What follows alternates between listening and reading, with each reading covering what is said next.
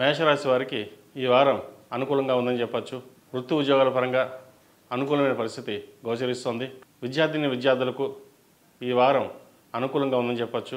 విదేశాలకు వెళ్ళాలనుకునే వారికి మంచి అవకాశం అని చెప్పొచ్చు. కష్టే ఫలి అన్నట్టుగా కష్టపడి మీకంటూ స్థానాన్ని పెంపొందించుకోవడానికి ఎంతగానో శ్రమిస్తారు. ఒకరి మాటలు పట్టించుకోకుండా మీకు మీరుగా ఎదగడానికి ఎంతో శ్రమిస్తారు కూడా. మొత్తం మీద విదేశాలకు వెళ్ళాలనుకున్న వారికి, ప్రభుత్వ ఉద్యోగం కోసం ప్రయత్నిస్తున్న వారికి ఈ వారం అనుకూలంగా ఉందని చెప్పచ్చు. వ్యాపారస్తులకు వ్యాపారపరంగా ఈ వారం బాగుంది. నూతన వ్యవహారాలు అనుకూలిస్తాయి.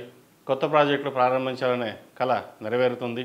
నలుగురిలోనూ మీకంటూ స్థానం పొందడానికి ఎంతో శ్రమిస్తారు. మీరు ఎంత కష్టపడినా 10 మంది లాగేవారు ఉంటారు. అవేమీ మీరు పట్టించుకోకుండా ముందుకు వెళ్ళడం, ఏదైనా సరే ఒక నిర్ణయం తీసుకున్నారంటే ఆ నిర్ణయానికి కట్టుబడి ఉండడం, ఒకరిని ఉంచకుండా మనం బాగుండాలి, పక్కవాడు బాగుండాలి అనే ఉద్దేశంతో మీరు వెళ్ళడం, ఇవన్నీ మంచిదనంగా చెప్పవచ్చు. ఎందుకంటే ఏదైనా ఉంది అంటే మీకు మీరుగానే ఆలోచిస్తారు తప్పే కానీ పక్కవాడు బాగుండాలి, పక్కవాడు చెడిపోకూడదు అనే ఆలోచన ధోరణితో వెళ్తారు. పక్కవాడు మీకు ఎంత అన్యాయం చేసినా ఏదైనా ఆ భగవంతుడే ఉన్నాడు, ఆయనే చూసుకుంటాడు, మనకెందుకు, మన విధి మనం నిర్వర్తించాలి, ధర్మం పరంగా వెళ్ళాలి అనే ఆలోచనతోటి మీరు ముందుకు వెళ్తారు.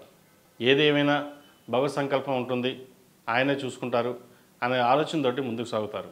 వివాహాది శుభకార్యాల్లో చురుగ్గా పాల్గొంటారు. నలుగురితో కలిసి ఆనందంగా గడుపుతారు.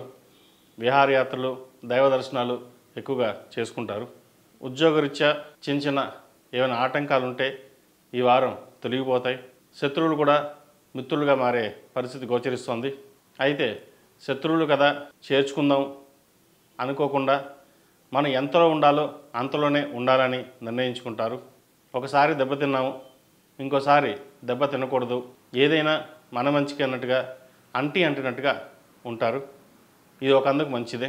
బంగారు ఆభరణాలు కొనాలని యోచన చేస్తారు. వాటిని పక్కన పెట్టి పిల్లల భవిష్యత్తు కోసం ఆలోచిస్తారు.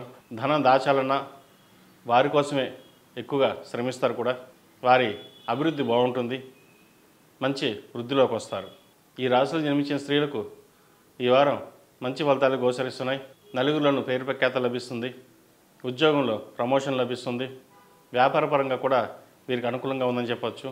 ఇంటా బయట ఈ వారం సంతోషకరమైన వాతావరణం నెలకొంటుంది. అయితే ఆరోగ్యపరంగా చిన్న జాగ్రత్తలు వీరు తీసుకోవాలి. వీరికి ఏలినాటి శని ప్రారంభం కాబోతోంది. దానివలన కొంత ధన నష్టం కావచ్చు, ఆరోగ్యరీత్యా కావచ్చు, చిన్న ఇబ్బందులు పెట్టే అవకాశం గోచరిస్తోంది.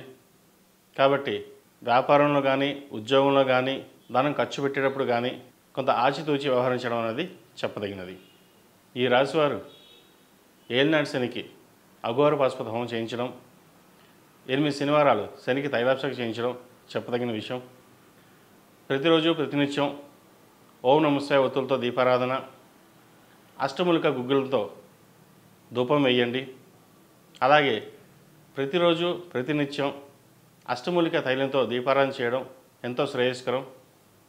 మంచి అనుభూతి, అలాగే ఏదైనా కార్యక్రమం తలపెడితే ఆటంకం లేకుండా నిర్విఘ్నంగా సాగుతుంది కూడా. ఈ రాశి వారికి కలిసొచ్చే రంగు గ్రీన్ కలర్, కలిసొచ్చే సంఖ్య 4. ఏదైనా కార్యక్రమం చేపట్టేటప్పుడు బుధవారం కానీ శుక్రవారం కానీ ప్రారంభించండి, మంచి ఫలితాలు సంప్రాప్తిస్తాయి.